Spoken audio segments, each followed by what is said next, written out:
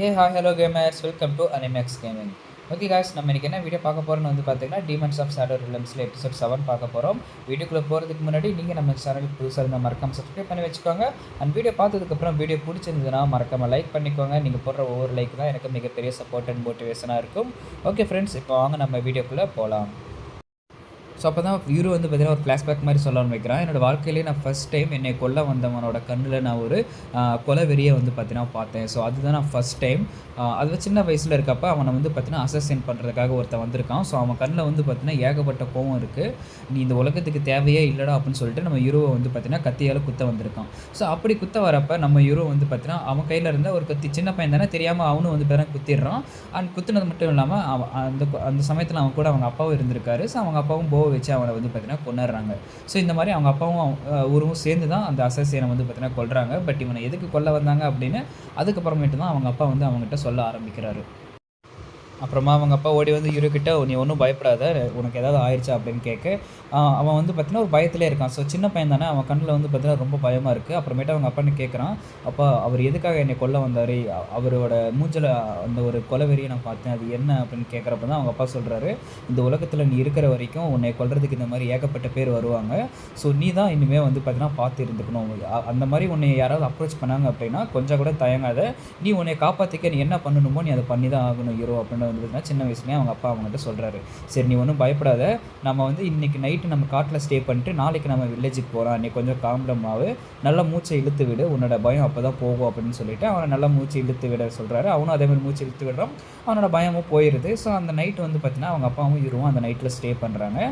Stay பண்ணதுக்கப்புறம் அவங்க அப்பா சொல்கிறாரு, ஸோ நம்ம வில்லேஜுக்கு போனதுக்கப்புறம் இந்த பற்றின விஷயத்தை நீ யாருக்கிட்டையுமே சொல்லக்கூடாது அப்படின்னு கேட்க, ஏன்ப்பா யாருக்கிட்டையும் சொல்லக்கூடாது, அப்போ தானே வில்லேஜில் இருக்கவங்களாம் சேஃபாக இருப்பாங்க அப்படின்னு சொல்ல, இல்லை நீ யாருக்குமே சொல்லக்கூடாது, வில்லேஜுக்குள்ளே இவங்களாம் வரமாட்டாங்க அப்படின்னு சொல்லி அவங்க அப்பாவும் சொல்லிடுறாரு.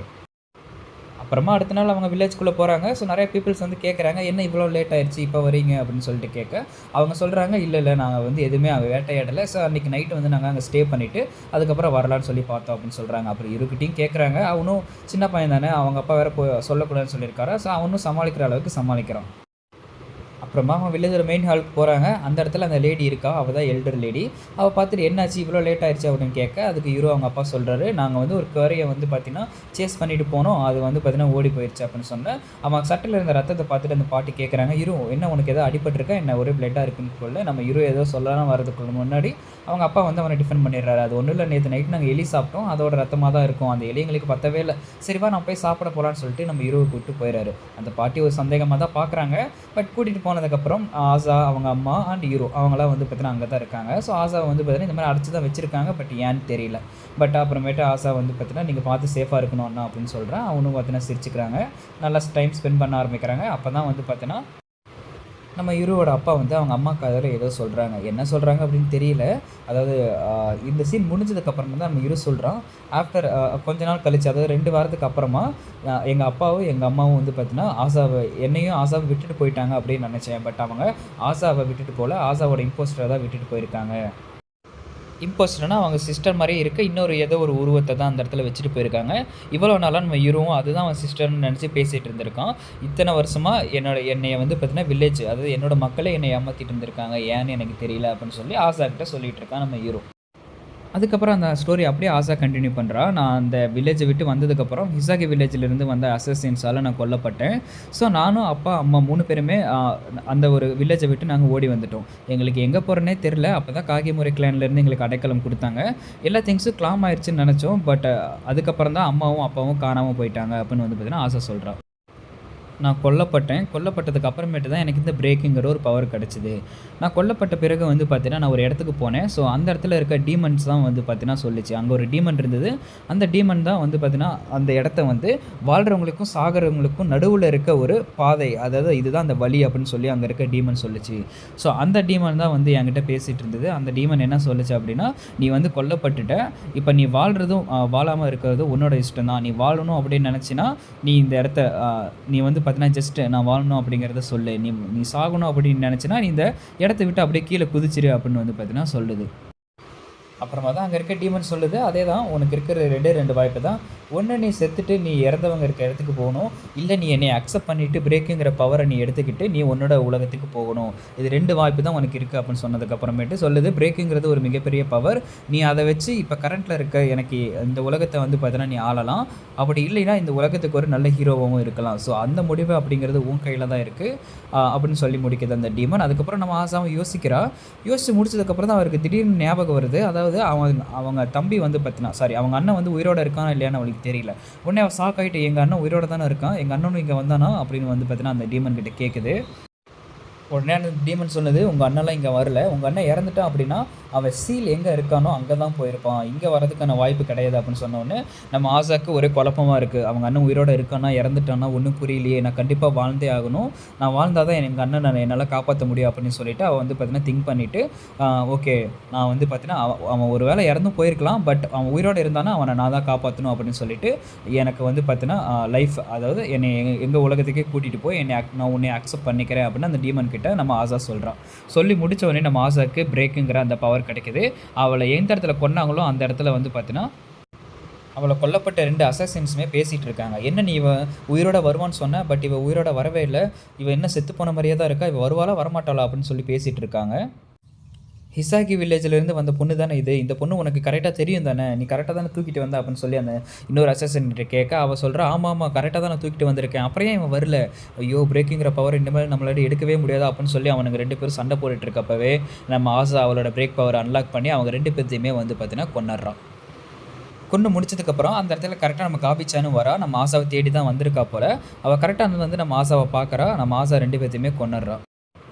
அங்கே அந்த அசசன்ஸ் செத்து கிடக்கிறத பார்த்துட்டு நம்ம காபிச்சான் கேட்குற ஆசா கிட்ட, என்ன ஆசா பண்ணி வச்சிருக்க, நீ கொல்றதெல்லாம் எங்ககிட்ட விட்டுறணும், நீ அந்த மாதிரி ஒரு பொண்ணு கிடையாது அப்படின்னு சொல்ல நம்ம ஆசா உடனே சொல்கிறா, ட்வின் ஆகணும் அப்படிங்கிறத நான் ஒன்றும் தேர்ந்தெடுக்கப்படல, அவங்களா தான் என்னை தேர்ந்தெடுத்தாங்க, இப்போ அவங்க தான் எனக்கு இந்த பவரிங் கொடுத்துருக்காங்க, அதனால் என்னோடய ஹேண்டில் இருக்க கரையை நானே வந்து பார்த்தீங்கன்னா போக்கிக்கிறேன் அப்படிங்கிற மாதிரி நம்ம ஆசா சொல்கிறா. அப்புறம் அப்படியே ப்ரெசண்ட்டுக்கு வராங்க. அந்த க்யூட் லிட்டில் சார்மிங்கான ஆசா நான் கிடையாது, நான் இப்போ கம்ப்ளீட்டாக ஒரு டிஃப்ரெண்ட்டான ஆசா அப்படின்ட்டு சோகமாக அவன் அந்த யூருக்கிட்ட சொல்லிக்கிட்டு இருக்கான் நம்ம ஆசா. அப்படியே டைம் போக போக அவங்க நேற்று நைட்டு கொண்ட அசசின்ஸோட பிளட்டெல்லாம் க்ளீன் பண்ணிவிட்டு அந்த மேன்ஷனையும் க்ளீன் பண்ணிகிட்டு இருக்காங்க. அப்படி க்ளீன் பண்ணிகிட்டு இருக்கவே அந்த இடத்துல நம்ம டேரா வரோம். டேரா வேறு யாரும் இல்லை, உங்களுக்கு தெரிஞ்சிருக்கும், ஹிசாகி வில்லேஜிலேருந்து இவன் தான் நம்ம ஹீரோவை இந்த ஒரு சிட்டிக்கு கூட்டிகிட்டு வருவான். ஸோ அங்கேருந்து நம்ம ஜென்னுக்கு கால் வந்திருக்கு, இந்த மாதிரி டேரா உன்னை கூட்டிகிட்டு போக வந்திருக்கான் அப்படின்னு சொல்லிட்டு நம்ம ஹீரோக்கிட்ட சொல்ல உடனே ஆமால நம்ம டேரான்னு ஒரு ஆள் இருக்கிறதே நம்ம மறந்து போயிட்டோம் பார்த்தீங்களா அப்படின்னு சொல்லிட்டு அதுக்கப்புறம் நம்ம ஹீரோ திங்க் பண்ணுறான். ஓகே இவன் நம்ம ஆசை என்ன சொல்கிறான்னா காகிமுரி கிளானில் இருக்கவங்க எல்லாமே நல்லவங்கன்னு சொல்கிறான், பட் நம்ம டேரா என்ன சொல்கிறான்னா அவங்க இருக்கிறதுலே கொஞ்சம் மோசமானவங்க அப்படிங்கிற மாதிரி சொல்கிறான். பட் இங்கே என்ன நடக்குதுன்னு ஒன்றும் புரியல, 2 பேர்த்தையும் உட்கார வச்சு பேசினா மட்டும்தான் நமக்கு ஒரு முடிவு தெரியும் அப்படின்னு நம்ம இவர் திங்க் பண்ணுறான். திங்க் பண்ணி முடிச்சதுக்கப்புறம் நம்ம ஜின் கிட்ட சொல்கிறான், சரி நீங்கள் டேராவை இங்கே வர சொல்கிறீங்களா அப்படின்னு சொன்னதுக்கப்புறம் ஜின்னும் ஓகே அப்படின்னு சொல்லிட்டு டேராவை கூட்டிகிட்டு வரதுக்காக உள்ளே போகிறாங்க. சரின்ட்டு எல்லாம் டேராவை பார்க்க போயிட்டுருக்காங்க. அப்படி பார்க்க போயிட்டுருக்கப்பவே அந்த இடத்துக்கு ஆசா வரான். ஸோ ஆசாவை பார்த்து நம்ம ஜின் கேட்குறா, என்ன பண்ணிகிட்ருக்க, நேற்று நைட்டு இவ்வளோ சண்டை நடந்தும் நீ என்ன பண்ணிட்டு இருந்த அப்படின்னு கேட்க நம்ம ஆசா சொல்கிறேன், நான் நல்லா தூங்கிட்டு இருந்தேன், அதனால தான் என்னால் எந்திரிக்க முடியல அப்படின்னு நம்ம ஆசுமா சொல்கிறான். சரி என்னமோ பண்ணிக்கோ அப்படின்னு சொல்லிட்டு இருக்கப்பவே இன்னொரு கேரக்டர் காமிக்கிறாங்க. அந்த கேரக்டர் பேர் ஹகுருன்னு சொல்கிறாங்க. ஸோ அவன் வந்து என்ன நடந்திருக்கு, இந்த மேன்ஷன் இப்படி டேமேஜ் ஆகிருக்குன்னு அப்படின்னு சொல்ல வெளியே இருந்து வந்து டீமன் பில்டர்ஸ் நிறைய பேர் இங்கே கிளானை அட்டாக் பண்ணிட்டாங்க அப்படின்னு சொல்ல ஐயோ அப்படி ஆசா சேஃபாக தானே இருக்கா அப்படின்னு சொன்னதுக்கப்புறம் நான் சேஃபாக தான் இருக்கேன் அப்படின்னு சொல்கிறேன். அப்புறம் யூரோவும் இங்கே தான் இருக்கான்னு சொன்னதுக்கப்புறம் ஹாய் யூரோ எப்படி இருக்கு அப்படின்னு கேட்கலான்னு வரப்போ அவனோட 2 டீமன்ஸும் இவனை பார்த்து முறைக்கிறாங்க. முறைச்சவொடனே இவனுக்கு கல் விட்டுருது. ஓ அப்படியா சரி வாங்க அப்படின்ட்டு 2 பேரும் எல்லோரும் ஒன்றா சேர்ந்து நம்ம டேராவை பார்க்குறதுக்காக போயிட்டுருக்காங்க. ஸோ அப்படி போயிட்டுருக்கப்ப நம்ம ஹகுருக்கிட்ட நம்ம ஜின் சொல்லிட்டு இருக்கோம், இந்த மாதிரி நாங்கள் நேற்று நைட்டு வந்து சில பேரை பிடிச்சி வச்சுருக்கோம், ஸோ அவங்கக்கிட்ட இன்வெஸ்டிகேட் பண்ணணும், அவங்க யாரால் அனுப்பப்பட்டாங்க, எதுக்காக கொல்லணும் அப்படிங்கிறதுக்காக இங்கே வந்தாங்க அப்படின்னு நாங்கள் இன்வெஸ்டிகேட் பண்ணிகிட்ருக்கோம் அப்படின்னு சொல்லிட்டு இருக்கப்பவே அந்த இடத்துல அவங்களோட மாஸ்டர் நம்ம காகிமுரி கிளானோட மாஸ்டர் வந்து பார்த்தீங்கன்னா வரான். ஸோ இவங்க தான் லீடு, நம்ம காகிமுரியோட லீடே இவன் தான். ஸோ இவன் தான் வந்து பார்த்தீங்கன்னா கான்சோன்னு சொல்கிறான், அதாவது காகிமுரி கான்சோ, இவனோட கிளான் தான் காகிமுரி, இவனோட பேரும் காகிமுரி கான்சோ. அவன் வந்து அதே காரில் தான் நம்ம டேராவும் வந்து பார்த்தீங்கன்னா வந்திருக்கான். ஸோ லிட்ரலி இவங்க 2 பேர் கிளானுமே வந்து பார்த்தீங்கன்னா ஒரு எனிமி கிளான் தான் வச்சுக்கோங்களேன், ஆப்போசிட்டில் வந்து பார்த்தீங்கன்னா எனிமீஸ். அப்புறமேட்டு நம்ம கான்சோ வந்து நம்ம யூரோக்கிட்ட நீ தான் யூரோவா, உன்னை பார்த்தது ரொம்ப சந்தோஷம் அப்படின்னு சொல்லிட்டு இருக்கான். சொல்லிட்டு இருக்கப்பவே நம்ம ஜின் வந்து பார்த்தீங்கன்னா திங்க் பண்ணுறான். ஸோ டெடரா கிளான் அப்படிங்கிறவங்க வந்து பார்த்தீங்கன்னா ஹிசாகி வில்லேஜுக்கு ரிட்டர்னர்ஸாக இருந்திருக்காங்க, அதாவது வெளியே இருக்க பொருளெல்லாம் வந்து பார்த்தீங்கன்னா அவுட் சைட் வேர்ல்டுக்கும் அந்த வில்லேஜுக்கு ஒரு ஒரு பாலமாக இருந்தது நம்ம டெடாரா கிளான், அதாவது நம்ம டேரா இந்த கிளான். இவங்க வந்து பார்த்தீங்கன்னா இது வரைக்கும் இவங்களோட கிளானை வந்து பார்த்தீங்கன்னா வெளியே வந்து பார்த்தீங்கன்னா யாருக்கிட்டையும் அதை காமிச்சிக்கவே மாட்டாங்க. பட் இந்த தடவை இவங்க இங்கே வந்ததுக்கான காரணம் என்ன அப்படின்னு சொல்லி நம்ம ஜின் வந்து திங்க் பண்ணிகிட்டு இருக்கோம். அப்புறம் நம்ம யூரோட டிமாண்ட் கேட்குது, இனிமேல் டேரா கிளானும் காகிமோரி கிளானும் ஒன்றா ஒர்க் பண்ண போகிறாங்களா அப்படின்னு கேட்க நம்ம யூரோ சொல்கிறான், இல்லை நம்ம ஜின்னும் அந்த ஓல்டு மேனும் டேராவை கொள்ளணும் அப்படிங்கிற ஒரு எண்ணம் அவங்களோட அந்த ஆறாலையும் எனக்கு தெரியுது அப்படின்னு சொல்லி ஃபீல் பண்ணுறான். பட் எல்லாம் சிரித்து தான் பேசிகிட்டு இருக்காங்க. அவன் ஜஸ்ட் அந்த ஃபீல் பண்ணுற விதத்தை மட்டும் சொல்கிறான். அப்புறமா நம்ம இவரு டேரக்ட்ட கேட்குறான், இந்த மாதிரி ஆசாசன் சொன்னால் அவள் பிரேக்குங்கிற ஒரு பவர் அக்யூர் பண்ணியிருக்கா, அதை அக்யூர் பண்ணுறதுக்காக அவள் இறந்துருக்கா, அவள் இறந்து போனதுக்கப்புறம் தான் அந்த பவரே அவளுக்கு கிடச்சிருக்கு அப்படின்னு சொன்னதுக்கப்புறம் இந்த மாதிரி ஒரு விஷயத்தை நீங்கள் ஏன் என்கிட்ட சொல்லலை அப்படின்னு நம்ம டேரக்ட்ட கேட்க நம்ம டேரா சொல்கிறான், எனக்கு இதை பற்றி சரியாக தெரியாது, பட் உங்கள் வில்லேஜில் இருந்து அந்த கிளவி தான் வந்து பார்த்தீங்கன்னா அவளுக்கு தான் இதெல்லாம் வந்து தெரியும், பட் நீ வந்து பார்த்தீங்கன்னா இறந்து போயிட்டேன்னா கண்டிப்பாக நீ உயிரோடு திரும்பி வருவே அப்படிங்கிறதுக்கு சாத்தியக்கூறுகள் கம்மி தான். ஸோ அதனால தான் வந்து பார்த்தீங்கன்னா நாங்கள் இவ்வளோ நாள் உங்கள்கிட்ட சொல்லாமல் இருந்தோம் அப்படின்னு சொல்ல உடனே நம்ம யூரோட டீமன்ஸு சொல்லுது, கரெக்டு தான். ஸோ நாங்கள் உங்கள்கிட்ட முன்னாடியே சொல்லியிருக்கோம், நீங்கள் 2 பேர் தான் 400 வருஷத்துக்கு அப்புறமா வந்த முதல் ட்வின்ஸு. உங்களுக்கு முன்னாடி அந்த ட்வின்ஸ்க்கு என்ன ஆச்சுன்னு நினைக்கிறேன், அவங்க இறந்ததுக்கப்புறம் மறுபடியும் அவங்க நார்மலான லைஃபுக்கு வரவே இல்லை, அதாவது அவங்க ரீபிரத் எடுக்கவே இல்லை அப்படின்னு அந்த டீமன்ஸ் சொல்லுது. அதுக்கப்புறம் அங்கே இருந்த காகிமரி கான்சோ சொல்கிறான், சரி இதெல்லாம் நின்று பேசுகிற விஷயம் கிடையாது, நீங்கள் நைட் இங்கேயே ஸ்டே பண்ணுங்கள், நம்ம டின்னர் சாப்பிட்டு இதை பற்றி நம்ம இன்னமும் எக்ஸ்பிளைன் பண்ணி பேசுவோம் அப்படின்னு சொல்லி நம்ம கான்சோ சொல்கிறான். சொல்லி முடிச்சதுக்கப்புறம் அவங்களும் ஓகேன்றாங்க, நம்ம டேராவும் ஹீரோவும். ஸோ அங்கே சாப்பிட்றதுக்காக ரெடி ஆகிட்டு இருக்கு. உடனே நம்ம ஆசாக்கு ஒரே சந்தோஷம், அவங்க அண்ணா கூட வந்து பார்த்தீங்கன்னா அவள் டின்னர் சாப்பிட்றதுனால. ஸோ இதோட இந்த எபிசோட் முடியுது. கொஞ்சம் நமக்கு தெரிய வந்திருக்கு ஃப்ளாஷ்பேக்கு, அதாவது அவங்க அந்த பவர் அக்யூர் பண்ணுறதுக்கு அவங்க சாகணும், செத்ததுக்கப்புறம் அவங்க ஒரு டீமனை மீட் பண்ணுறாங்க, அந்த டீமன் மீட் பண்ணதுக்கப்புறம் அவங்களுக்கு அந்த பிரேக்குங்கிற ஒரு பவர் கிடச்சிருக்கு ஆசாக்கு. ஸோ நம்ம யூருக்கும் சீலுங்கிற ஒரு பவர் கிடைக்கணும் அப்படின்னா அவன் இறக்கணுமா, அவன் இறந்ததுக்கப்புறம் அவனும் டீமனை மீட் பண்ணுவானா அப்படிங்கிறது நமக்கு போக தான் தெரியும். பட் இவங்க 2 கிளானுக்கும் என்னென்ன பிரச்சனை இருக்குது, எதனால் இவங்க 2 கிளானும் எனிமிஸாக இருக்காங்க, எதனால் ஆசாவையும் யூருவையும் கொல்லணும் அப்படின்னு சொல்லி நினைக்கிறாங்க அப்படிங்கிறத நம்ம கண்டிப்பாக வந்து பார்த்தீங்கன்னா போக வரப்போகிற எபிசோடில் நம்ம பார்ப்போம். இது வரைக்கும் நான் முடிஞ்ச அளவுக்கு எல்லாமே கரெக்டாக எக்ஸ்பிளைன் பண்ணியிருக்கேன். ஸோ உங்களுக்கு ஏதாவது டவுட் இருந்ததுன்னா மறக்காமல் கீழே கமெண்ட் பண்ணுங்கள், நான் கண்டிப்பாக கிளாரிஃபை பண்ணுறேன். அண்ட் வீடியோ பிடிச்சிருந்ததுன்னா மறக்காமல் லைக் பண்ணுங்கள். அண்ட் நீங்கள் நம்ம சேனலுக்கு புதுசாக இருந்தால் மறக்காமல் சப்ஸ்கிரைப் பண்ணி வச்சுக்கோங்க. அண்ட் நான் தான் mister nobody and I'm signing off. Tata bye.